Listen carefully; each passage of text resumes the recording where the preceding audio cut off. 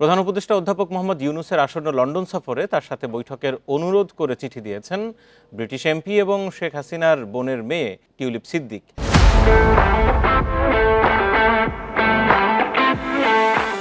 British সংবাদপত্র the guardian এক প্রতিবেদনে জানায়, দুর্নীতির অভিযোগের বিষয়ে ভুল বোঝাবুঝি নিরসনে বৈঠক চেয়ে অধ্যাপক ইউনূসকে চিঠি পাঠিয়েছেন ব্রিটেনের সাবেক সিটি মিনিস্টার টিউলিপ সিদ্দিকি।